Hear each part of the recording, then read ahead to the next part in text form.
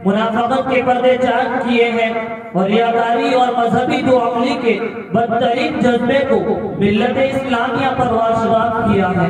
انہوں نے بتایا ہے کہ ہم لفظوں کی غازی تو ہے مگر حقائق سے آنکھیں چراتے ہیں۔ ہماری باتیں دلوں کو تو لبھاتی ہیں مگر ہمارا عمل انسانیت کو شرماتا ہے۔ ہم وہ مسلمان ہیں جن کو دیکھ کر اسلامی روایات کو پسینہ آ جائے۔ سیاست منافقت کا دوسرا نام ہے، لیکن ہم نے مذہب کو بھی سیاسی عزائم کا اسیر بنا دیا۔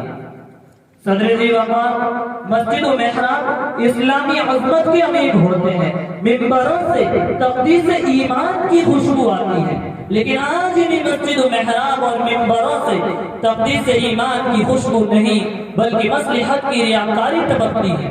ہم لفظوں میں الجھ کر رہ گئے، عمل کو فراموش کر دیا، خطابت کے اسیر بن گئے اور لفظوں کی اس بازیگری میں ہم نے بھلا دیا کہ ہم قرآن و حدیث کے وارث ہیں۔ ہم نے فراموش کر دیا کہ ہم دین محمدی کے تقدس کے آئینے دار ہیں۔ ہم اسلاف کا نام تو لیتے ہیں مگر اسلاف کی قوت عمل سے آنکھیں چراتے ہیں۔ آج ہم اس بدترین حالت سے دوچار ہیں جس پر وقت کا مؤرخ مرثیہ لکھنا ہی پسند کرتا ہے، اور یہی صدائے دردناک وقت کے مغنی کے لبوں سے ابھرتی ہے۔ رہ گئی رسم ازاں روح بلالی نہ رہی، فلسفہ رہ گیا تلقین غزالی نہ رہی، مسجد مرثیہ خواہ کہ نمازی نہ رہے، یعنی وہ صاحب اوصاف حجازی نہ رہے۔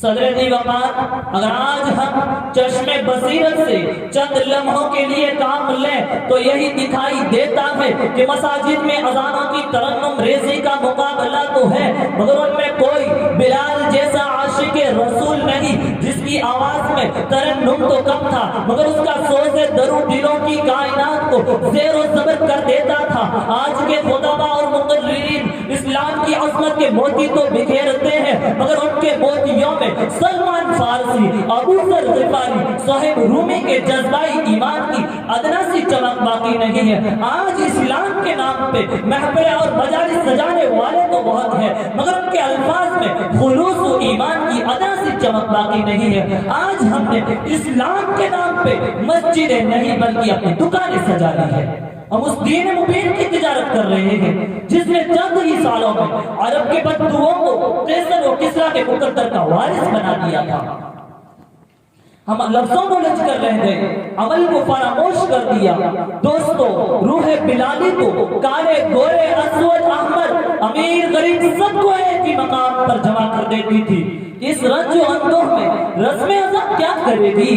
رسم ازاں تو کسی بلال کے لیے تڑپ رہی ہے جو عرب کے میدان میں برہنہ جسم گرم ریت پر کوڑے کھا کر احد احد پکارتا تھا۔ قرآن تاریخ کا سب سے بڑا معجزہ ہے لیکن ہم نے اسے قیمتی الفاظوں میں مقید کر دیا۔ آگ ہے، اولاد ابراہیم ہے، نمرود ہے، کیا کسی کو پھر کسی کا امتحان مقصود ہے؟ ابھی تو صبح کے ماتھے کا رنگ کالا ہے، ابھی فریب نہ کھاؤ بڑا اندھیرا ہے، ابھی فریب نہ کھاؤ بڑا اندھیرا ہے۔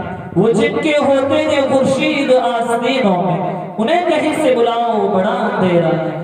وآخر دعوانا الحمدللہ۔